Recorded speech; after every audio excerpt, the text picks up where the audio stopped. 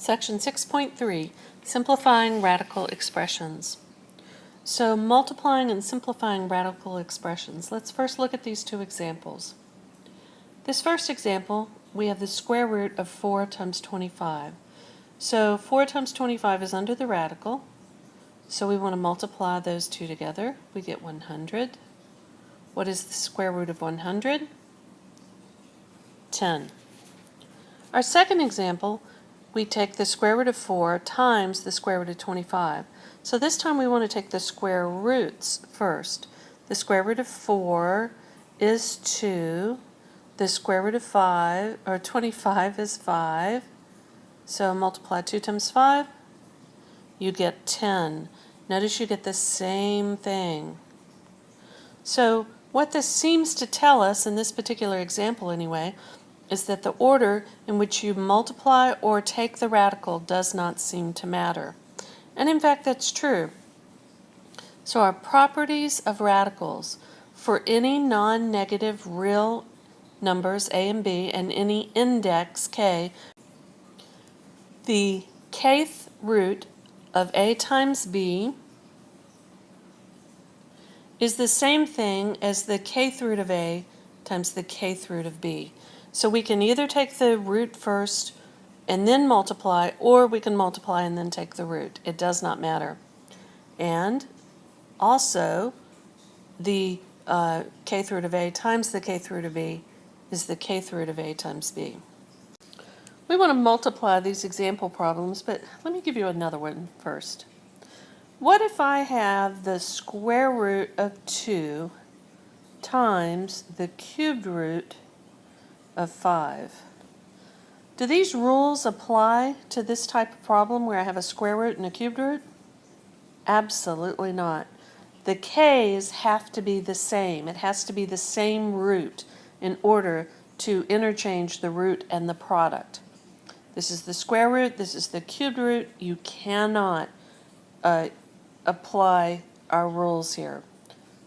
So our example that we can work, we have the square root of 3 times the square root of 12. They're both square roots, so we can write that as the square root of 3 times 12. Let's do the multiplication first and then take the root. Square root of 36 is 6. These are both the fourth root, so we can take the multiplication first. We can write this as the fourth root of 5x times 7b. That is the fourth root of 35bx. And that's pretty much all you can do to that. I put them in alphabetical order, but you could write xb. That's fine too. That's pretty much all you can do to that. You can't take the fourth root of any of that, but at least it looks a little neater, and we've combined it to one radical. Note that these properties do not hold for sum and difference. So let's look at these two examples. We have the square root of 9 plus 16. You know, it is understood there that there are parentheses around the 9 and the 16. You're supposed to add the 9 and the 16 first. That's the square root of 25. The square root of 25 is 5. This other example problem, we have the square root of 9 plus the square root of 16. So we want to take the square roots first. What's the square root of 9? Plus, what's the square root of 16? That gives us 7. So notice we do not get the same answer here. When you have the square root of 9 plus 16, you have to do the addition first and you get 5. When you have the square root of 9 plus the square root of 16, you do the radical first and you get 7. So you cannot interchange the square root and addition or subtraction. Let's simplify some square roots. A square root expression is simplified when its radicand has no factors that are perfect squares. So we want to look at the radicand and think about how we can factor it and ask ourselves if any of the factors are perfect squares. So let's do some example problems. The square root of 24. How can we factor 24 to so that one of the factors is a perfect square? It's 2 times 12, but neither one of those is a perfect square. It's 3 times 8, but neither one of those is a perfect square. How about 4? 4 is a perfect square. 4 times 6.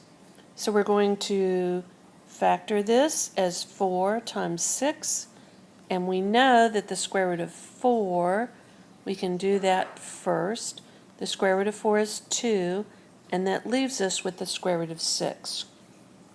What are some perfect squares that we know about? Square root of 4 is 2. Square root of 9, that's a perfect square, it's 3. Square root of 16 is 4. You might want to make a list of the perfect squares and see if that will help you recognize our perfect square factors. 75, that's 15 times 5, but that doesn't help us. It is 25 times 3, and we can take the square root before we multiply, and the square root of 25 is 5. We cannot take the square root of 3, so we just leave it. 5 times the square root of 3, or 5 radical 3. Square root of 72. It's even, so I know it's divisible by 2, and 2 goes into 72 36 times. Notice that I'm writing that perfect square first. I'd rather do it that way, and I'll tell you why in just a minute. Square root of 36 is 6, the square root of 2.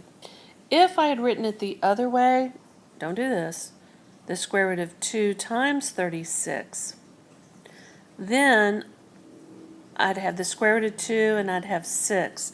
But it's confusing where this tail up here ends, where the radical tail ends. Do I mean to have it there, or do I mean to have it here? Do I mean for it to include the 6? To avoid that confusion about where the radical sign ends, it's best to put the number that you take the square root of in front. So let's put the 6 in front and then the square root of 2, and then there's no issue about where the radical sign ends. Square root of 37. Well, it's not divisible by 2, it's not even. It's not divisible by 3. 3 plus 7 is 10. You add the digits, and if that's divisible by 3, then this number is divisible by 3. That's a prime number. It's just the square root of 37. There's nothing more you can do with that.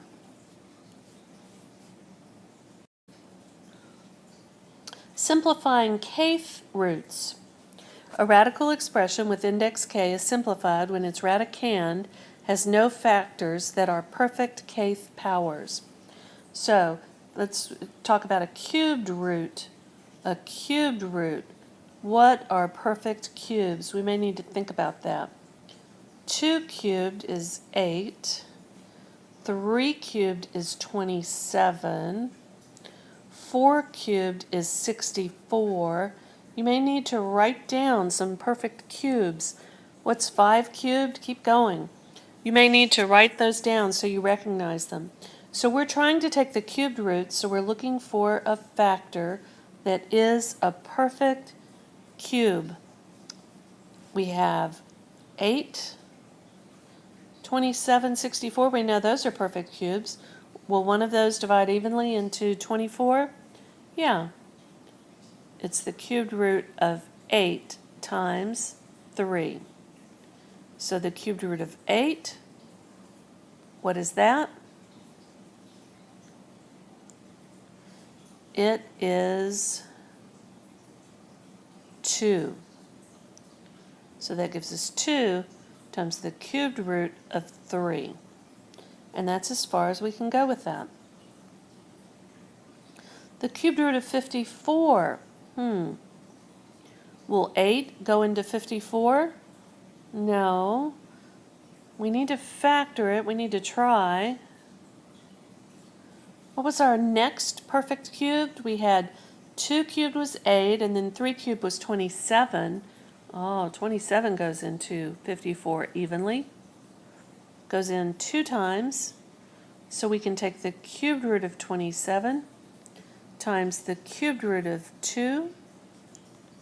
And that gives us 3 times the cubed root of 2. What about 45x to the 6th?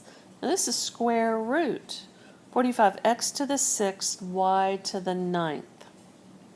So we can think of this as the square root of 45, square root of x to the 6th, square root of y to the 9th. Square root of 45 is easy. We know that's the square root of 9 times 5. So the square root of 9 is 3, and you still have square root of 5. Let's talk about that square root of x to the 6th. Remember, a square root is like a fractional exponent. Can we change this to fractional exponents? I think it'll be easier. 6 is the power. The root is 2. What is 6 divided by 2? 3.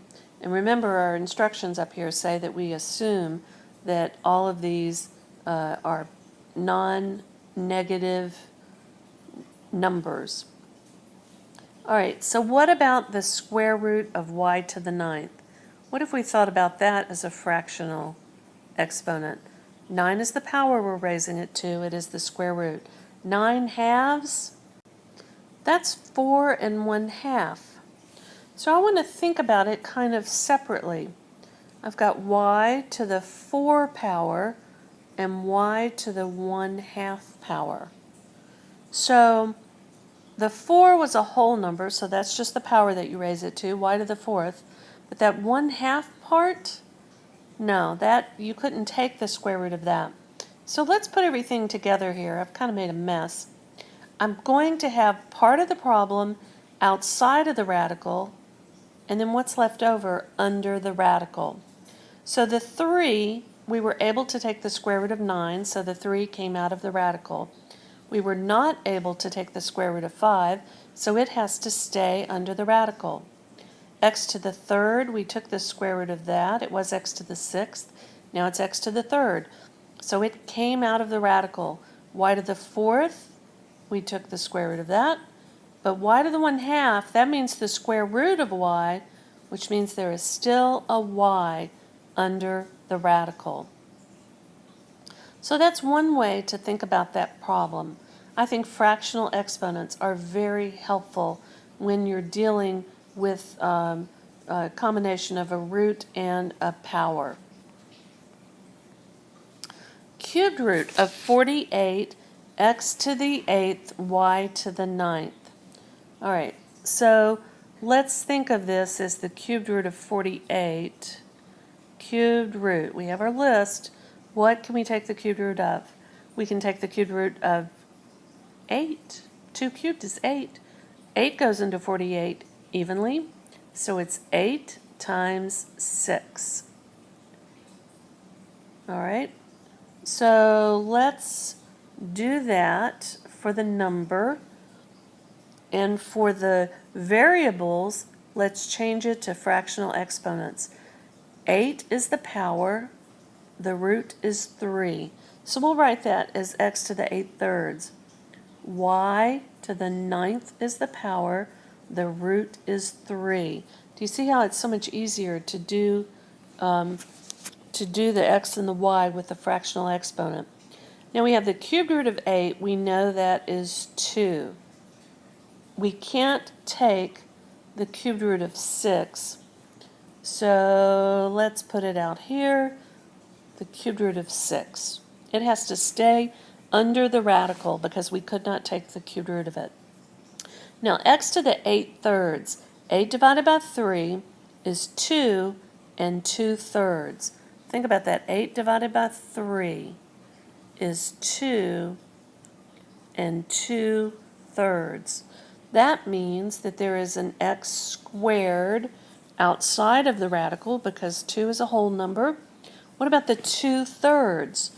3 means it's the root, so it has to go under this radical sign, the cubed root of x, and what's the power?